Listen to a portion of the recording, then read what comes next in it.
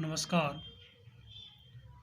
आज हम बीएड द्वितीय वर्ष 8th paper knowledge and curriculum के अंतर्गत शिक्षा और औद्योगिकरण, एजुकेशन एंड इंडस्ट्रियलाइजेशन, शिक्षा में औद्योगिकरण के उद्देश्य, aims of industrialisation in education और औद्योगिकरण का शिक्षा पर प्रभाव, impact of industrialisation of education का अध्ययन करेंगे। सबसे पहले जानते हैं शिक्षा और औद्योगिकरण, एजुकेशन एंड इंडस्ट्रियलाइजेशन। शिक्षा और औद्योगिकरण में गहरा संबंध है। ये एक दूसरे पर निर्भर करते हैं। एक दृष्टि से शिक्षा औद्योगिकरण का आधार होती है और दूसरी दृष्टि से शिक्षा औद्योगिकरण की देन होती है। शिक्षा औद्योगिकरण का आधार होती है। वर्तमान में जिस स्थान पर भी उद्योग लगते हैं वे नगर के रूप में डेवलप या विकसित हो जाते हैं। हम जानते हैं कि किसी भी प्रकार के उद्योगों के लिए दो मूल आवश्यकताएं होती हैं, एक प्राकृतिक संसाधन और दूसरी मानव संसाधन। जहाँ तक प्राकृतिक संसाधन, फिजिकल रिसोर्स की बात है, ये प्रकृति की देन होती है, परंतु उनके उपयोग की कला मानव संसाधन, ह्यूमन रिसोर्स की देन होती है। जहाँ तक मानव संसाधन, कुशल श्रमिक, कुशल कर्णकार, फोरमैन, इंजीनियर और प्रबंधकर्ताओं आदि के निर्माण की बात है, यह कार्य शिक्षा या एजुकेशन करती है। इस प्रकार वर्तमान में औद्योगिकरण का आधार शिक्षा है, तब कहना होगा कि शिक्षा औद्योगिकरण का मूल आधार होती है। शिक्षा औद्योगिकरण की देन होती है। सीखना मनुष्य की जन्मजात प्रवृत्ति है, परंतु उसे क्या सिखाया जाए यह समाज विशेष की आवश्यकताओं और आकांक्षाओं पर निर्भर करता है।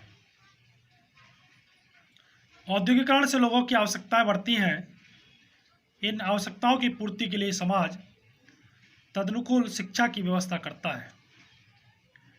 कभी हमारी आवश्यकताएं रोटी, कपड़ा और मकान तक सीमित थी। उस समय शिक्षा द्वारा मनुष्यों को इनकी पूर्ति के लिए तैयार किया जाता था।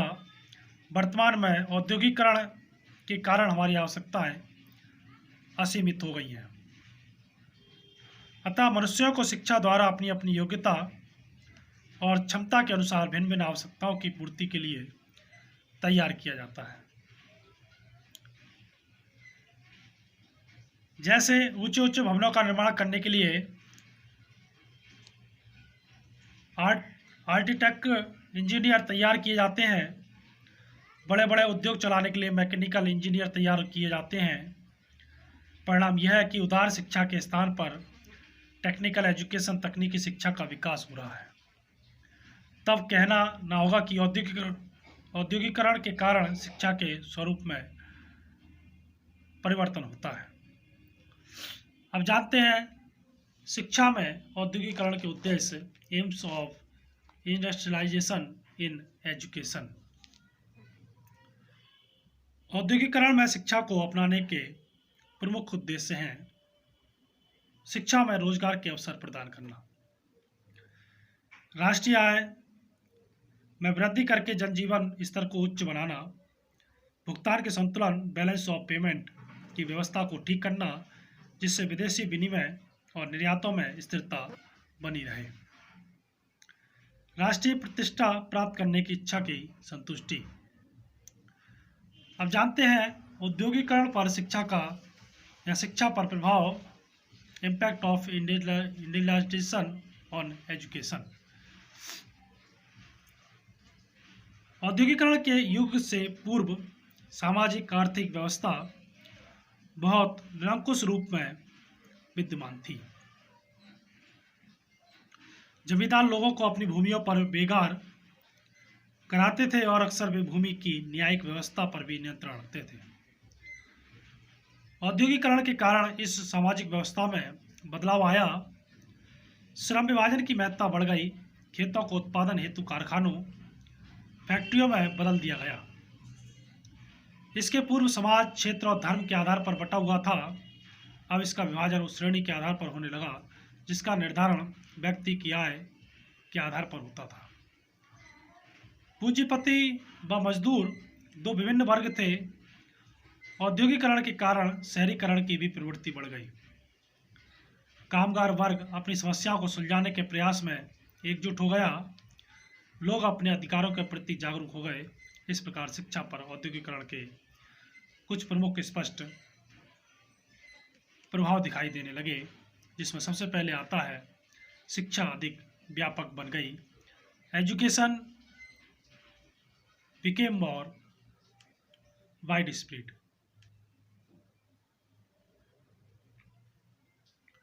पूर्व औद्योगिकरण युग में शिक्षा या एजुकेशन कुछ ही मनुष्यों तक सीमित थी। सीखना कुछ विशेष व्यक्तियों को ही अधिकार था। शिक्षा एक पुजारी का व्यवसाय व व्यवसायी ट्रेडर की आवश्यकता बन गई थी। किसी भी यूरोपीय देश में राष्ट्रीय शैक्षिक व्यवस्था अस्तित्व में नहीं थी। आधुनिक औद्योगिकरण समाज में साक्षरता अधिक नम्य व व्यवहारिक बन गई है। शिक्षा अधिक व्यापक हो गई है और कोई भी व्यक्ति चाहे वह किसी भी जाति से संबंधित हो, अब शिक्षा प्राप्त कर सकता है। भारत में पूर्व आधुनिक प्री मॉडर्न युग के दौरान पाठशालाएं, मकतब, प्राइमरी विद्यालय जहां छात्र पढ़ना लिखना व मूल इस्लामिक प्रार्थना सीखते हैं, व मदरसे जहां उच्चतर भाषा कौशल सिखाए जाते हैं, शिक्षा के केंद्र थे। अक्सर इन विद्यालयों में श्रेष्ठ कुलीन वर्ग के लोग पढ़ने आते थे, परंतु औपनिवेशिक भारत, कॉलोनियल इंडिया में विश्वविद्यालय और विद्यालय शिक्षा के केंद्र बने। ये संस्थान बिना किसी धर्म व जाति के भेदभाव के सबके लिए खुले थे। प्रिंटिंग प्रेस ने भी बहुतों के लिए शिक्षा के दरवाजे खोल दिए थे, क्योंकि पुस्तकें सभी को आसानी से उपलब्ध थी। अगला है धर्मनिरपेक्ष शिक्षा की ओर बदलाव, शिफ्ट टुवर्ड सेकुलर एजुकेशन। पूर्व औद्योगिक युग के दौरान शिक्षा या एजुकेशन केवल धार्मिक पुस्तकों व साहित्य के अध्ययन तक ही सीमित थी। यूरोप में ईसाई चर्च का शिक्षा के क्षेत्र में बहुत बड़ा योगदान था। धर्म, साहित्य, गणित और व्याकरण जैसे विषयों का अध्ययन होता था। भारत में भी कोई भी व्यक्ति धार्मिक अध्ययन में शिक्षा का अभिन्न अंग बना सकता था। फिर भी औद्योगिकरण, इंडस्ट्रियलाइजेशन के दौरान पाठ्यचर्या या करिकुलम में बहुत परिवर्तन आया। धार्मिक सत्ताओं की पकड़ शिक्षा पर कमजोर हुई और अधिक धर्मनिरपेक्ष शिक्षा का प्रादुर्भाव हुआ। व्यावसायिक शिक्षा की ओर झुकाव, शिफ्ट टुवर्ड वोकेशनल एजुकेशन। श्रम विभाजन और व्यवसाय विभिन्नीकरण के कारण विशिष्ट कौशलों की आवश्यकता अनुभव की जाने लगी। अतः उच्च स्तर की तकनीकी प्रशिक्षण अनिवार्य हो गया। अतः शिक्षा में विभिन्नीकरण, डाइवर्सिफिकेशन प्रारंभ हुआ और शास्त्रीय शिक्षा के साथ साथ शिक्षा के नए क्षेत्र विकसित हुए। व्यावसायिक प्रशिक्षण, वोकेशनल ट्रेनिंग हमारी एजुकेशन सिस्टम या शिक्षा प्रणाली का अभिन्न अंग बन गया। इस प्रकार साधारण अधिगम से तकनीकी कौशलों के अधिगम की तरफ झुकाव की प्रवृत्ति प्रारंभ हो गई। अगला है स्वदेशी भाषा में अंग्रेजी शिक्षा की ओर झुकाव, shift from vernacular to English education.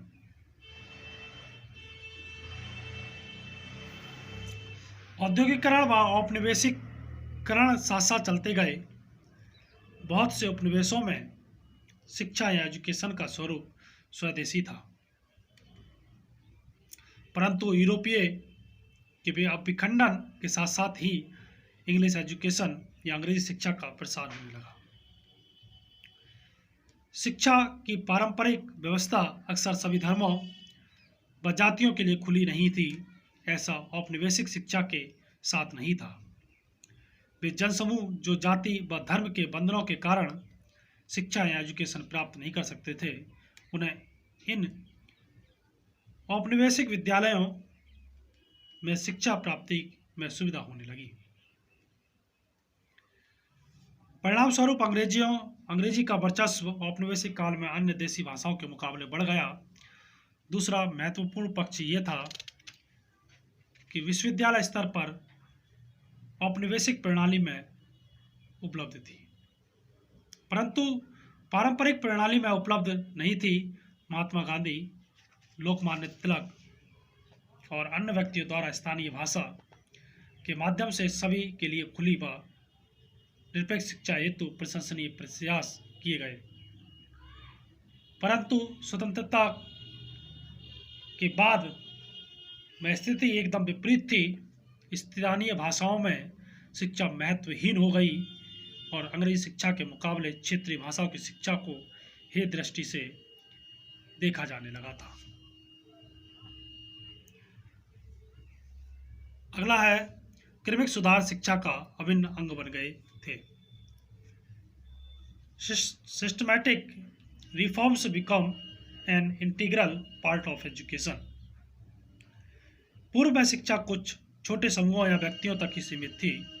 हर विद्यालय या विश्वविद्यालय ये निश्चय करता था कि उनके कौन कौन से कोर्स होने चाहिए। शिक्षा प्रणाली में सुधार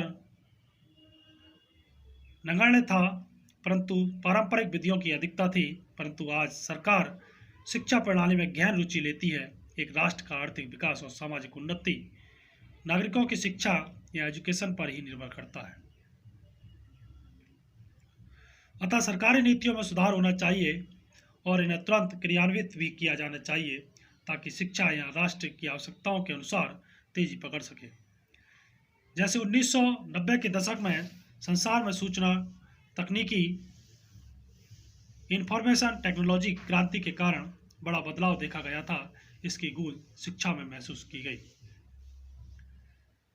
अगला है बाधाओं को तोड़ना, ब्रेकिंग डाउन ऑफ बैरियर्स और वैश्वीकरण व शिक्षा, ग्लोबलाइजेशन ऑफ एजुकेशन। इनका अध्ययन हम कल के व्याख्यान के अंतर्गत करेंगे। धन्यवाद।